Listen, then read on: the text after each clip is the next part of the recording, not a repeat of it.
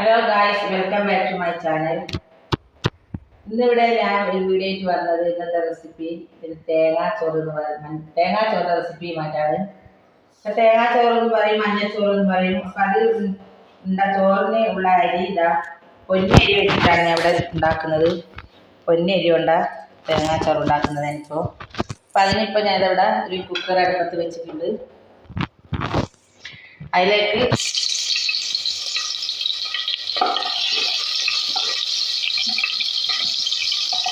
ശേഷം ഒരു ഉള്ളി, ഒരു വലിയ ഉള്ളി ഞാൻ കട്ട് ചെയ്ത് വെച്ചിട്ടുണ്ട്, അത് ഇട്ട് നോക്കാം.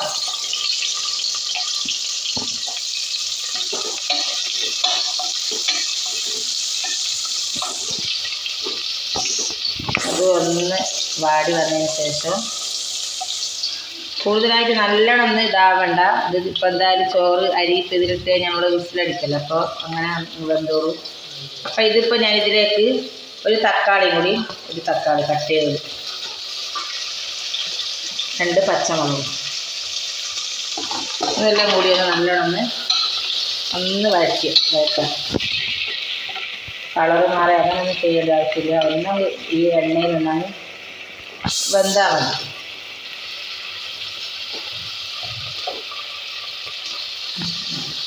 അപ്പോൾ ഞാൻ ഈ ബൗളിനനുസരിച്ച് അരി എടുത്ത്, ഈ ഒരു പാത്രം നിറയെ അരി എടുത്തത്. അതിന് അളവ് 2, ഇങ്ങനത്തെ 2 പാത്രത്തിൽ തന്നെ വെള്ളം നമുക്ക് ഒഴിച്ചു കൊടുക്കാം. ഈ അളവ് ഇതന്നെ മതി. കുക്കറിൽ വെക്കുന്നതിനെ കൊണ്ട് ആ അളവിൽ തന്നെ വെള്ളം മതി. അപ്പോൾ ഈ ഇങ്ങനത്തെ 2 പാത്രത്തിൽ വെള്ളം ഒഴിക്കും.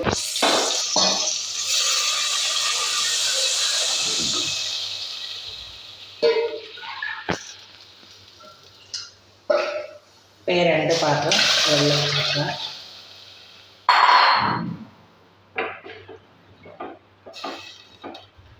വെള്ളം ഒന്ന് പതച്ച് വരുന്ന സമയം കൊണ്ട് നമുക്കൊന്ന് അരി ഒന്ന് കഴുകിയെടുക്കാം.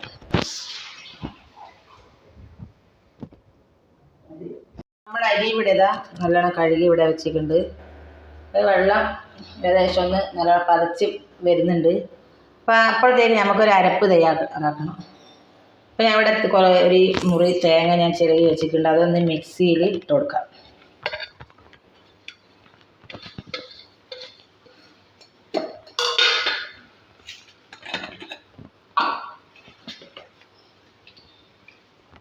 അപ്പോൾ ഈ തേങ്ങയിലേക്ക് നമുക്ക് വലിയ ജീരകം 2 സ്പൂണ് ഇട്ട് കൊടുക്കാം.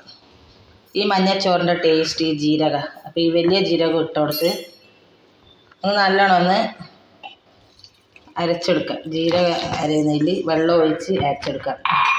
ഇത് അരഞ്ഞതിന് ശേഷം ഈ ചെറിയ ഉള്ളി ഇട്ട് നമുക്കൊന്ന് അരച്ച് ലാസ്റ്റ് എടുക്കാം.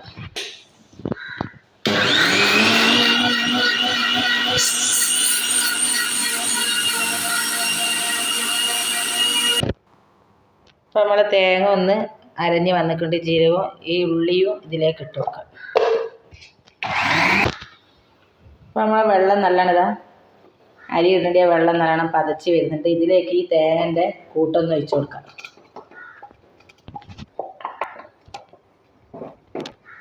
വെള്ളം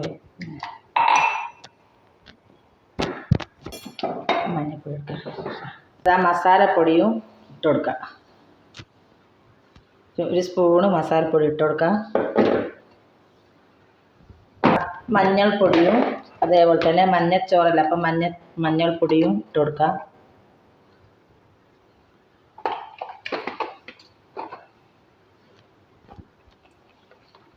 ഒരു 1.5 സ്പൂണ് മഞ്ഞൾപ്പൊടി ഇട്ട് കൊടുക്കാം. നല്ലോണം ഇളക്കുക.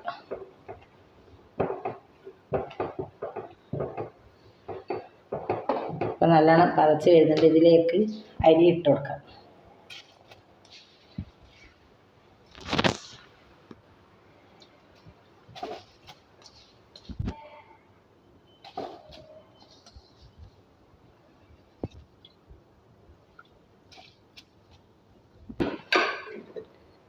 നല്ലോണം ഇളക്കി കൊടുക്കുക. ഇതിന് ആവശ്യത്തിന് ഉപ്പും ഇട്ട് കൊടുക്കാം.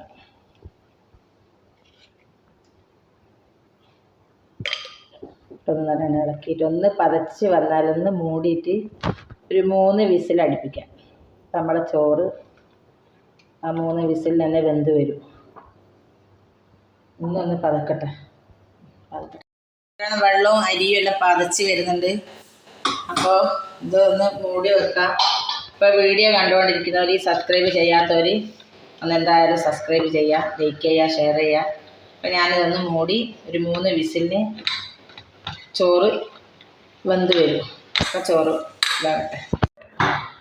അപ്പം നമ്മളെ ചോറ് തന്നെ 3 വിസിൽ അടിഞ്ഞതിന് ശേഷം ചോറ് വെന്ത് അതിനൊന്ന് തുറന്നിട്ട് നോക്കാം. ഇപ്പം നല്ലോണം അതാ ചോറ് വെള്ളമെല്ലാം വറ്റി നല്ല അടിപൊളിയായിട്ട് സൂപ്പറായിട്ട് വെന്ത് വന്നിട്ടുണ്ട്. അപ്പോൾ ഞാൻ ഇതൊന്ന് അടുപ്പിൽ നിന്ന് ഗ്യാസിൻ്റെ മുകളിൽ നിന്ന് ഇറക്കി വെക്കാം. ഇപ്പോൾ നമ്മുടെ പൊന്നിയരി വെച്ചിട്ടുള്ള തേങ്ങാ ചോറ് ഇവിടെ റെഡി ആയിട്ടുണ്ട്. ഇതേപോലെ പെട്ടെന്ന് ഉണ്ടാക്കാൻ പറ്റുന്ന ഒരു ചോറാണിത്. പൊന്നിയരി ഉണ്ടെങ്കിൽ വെക്കാൻ പറ്റുന്ന ഇതേപോലെ ഇങ്ങനെ വെക്കാൻ ഉണ്ടാക്കാം. അപ്പോൾ ലൈക്ക് ചെയ്യുക, ഷെയർ ചെയ്യുക, സബ്സ്ക്രൈബ് ചെയ്യുക. വീഡിയോ മുഴുവനായിട്ട് കാണാം. ഇൻഷാ അല്ലാഹ് അടുത്ത വീഡിയോ ആയിട്ട് വരുന്നവരെ അസ്സലാമു അലൈക്കും.